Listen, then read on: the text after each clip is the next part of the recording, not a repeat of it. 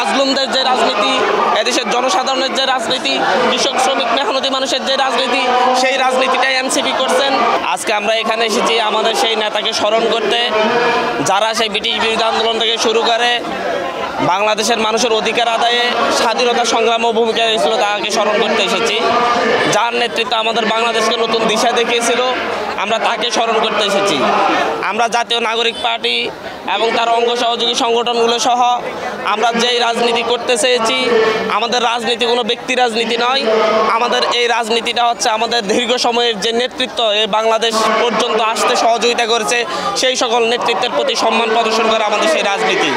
আমরা সেই 1757 সালে আমাদের যে 1757 সালে আমাদের সেই সর্বশেষ যে যুদ্ধ, সেই যুদ্ধে আমাদের সর্বশেষ বাংলার নবাব সিরাজউদ্দৌলাকে আমরা স্মরণ করি। আমরা স্মরণ করি আমাদের সেই সিপাহী বিদ্রোহে শৈবাল পান্ডে থেকে শুরু করে, তিতুমির থেকে শুরু করে আমাদের শেরেবাংলায় কে ফজলুল হক হোসেন, শহীদ সোহরাওয়ার্দী, শেখ মুজিবুর রহমান এবং শহীদ প্রেসিডেন্ট জিয়াউর রহমান, মাওলানা আব্দুল হামিদ খান ভাসানী, সকল রাজনৈতিক নেতৃত্বের প্রতি আমরা শ্রদ্ধা রাখি।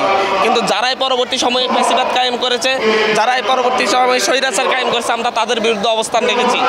মাত্র 30% টাকায় জমির মালিক হয়ে নতুন বাংলাদেশের গড়ে তোলার স্বপ্ন দেখা বাংলা বসতি।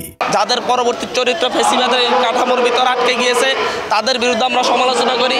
আমরা মনে করি এই বাংলাদেশের যে ভিত্তি রচনা, সেই ভিত্তি রচনায় ভূমিকা রেখেছিলেন শেরেবাংলায় কে ফজলুল হক থেকে শুরু করে, হোসেন শহীদ সোহরাওয়ার্দী শুরু করে মাওলানা আব্দুল হামিদ খান ভাসানীগণ।